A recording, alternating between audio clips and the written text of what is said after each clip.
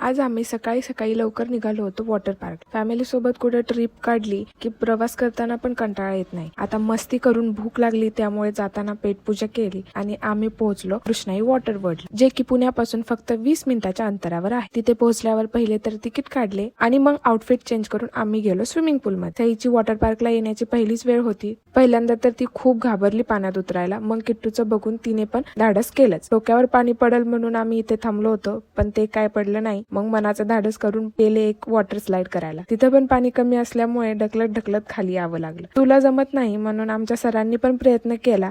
त्यांचा प्रयत्न पण नाकाम झाला.